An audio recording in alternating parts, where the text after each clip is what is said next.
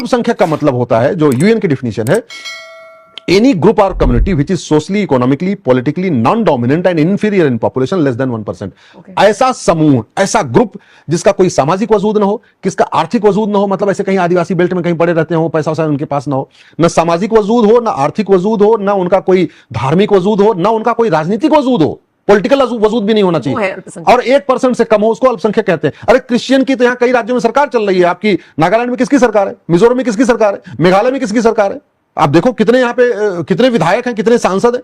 Muslims तो आज की डेट में 1/3 लोकसभा क्षेत्र में डिसाइड करते हैं कौन जीतेगा कौन हारेगा, वो खुद जीत पाए चाहे ना जीत पाए, लेकिन डिसाइड वो करते हैं, जीतेगा। किंग मेकर की भूमिका है। मुस्लिम आज की डेट में 1/3 लोकसभा क्षेत्रों में और 1/3 विधानसभा क्षेत्रों में और 1/3 म्युनिसिपल वार्डों में और 1/3 गांव में डिसाइड कर रहे हैं कौन जीतेगा कौन हारेगा। वो खुद भले ना जीत पाए, वो माइनॉरिटी बने हुए। तो इस देश में वो कहते नहीं बाकी सब हो रहा है, लेकिन देश कैसे सुरक्षित होगा, सामाजिक समरसता कैसे आएगी, अराजकता कैसे रुकेगी, अलगाववाद, आतंकवाद, जिहाद कैसे खत्म होगा, भाई सबको पता है कि पूरी दुनिया में जहां मदरसा है वहां अशांति है। पूरी दुनिया में आप सोमालिया से उठा लीजिए, Afghanistan, Kyrgyzstan, Kazakhstan, Indonesia, Malaysia, जहां उठा के देख लीजिए, जहां मदरसा है वहां अशांति है।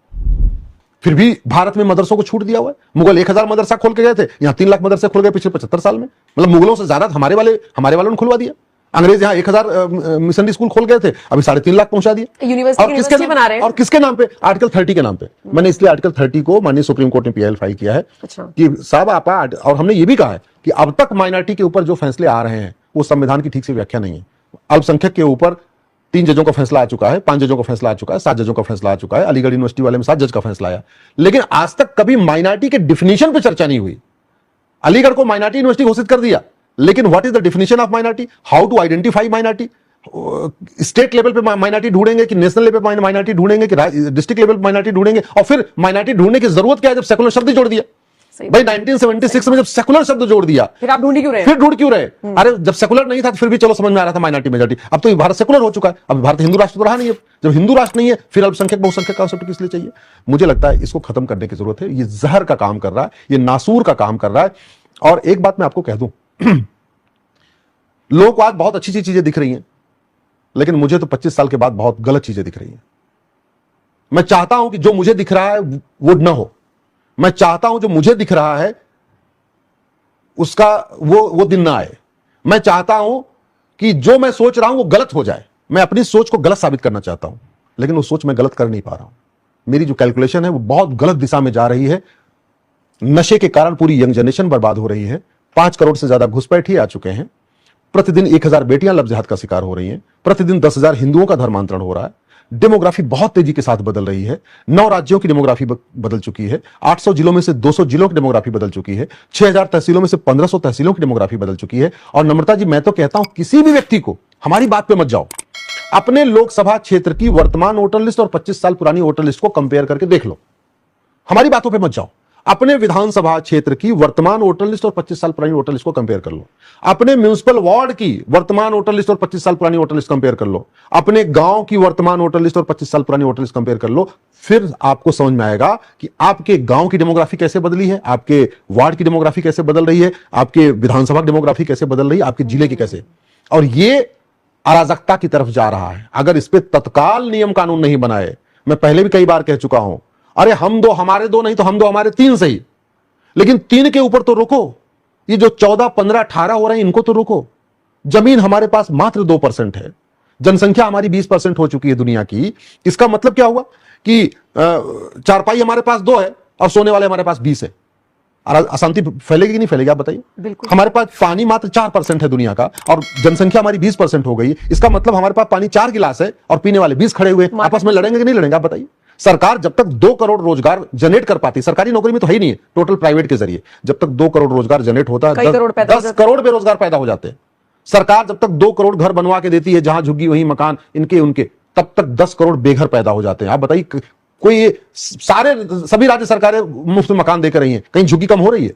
जब तक 2 करोड़ घर बनता 10 करोड़ बेघर पैदा हो जाते हैं। हम अराजकता की तरफ जा रहे हैं। जहां जमीन पे 40 फीट नीचे पानी मिलता था, बढ़िया पीने वाला पानी, आज वहां 200 फीट नीचे भी पानी नहीं मिल रहा है।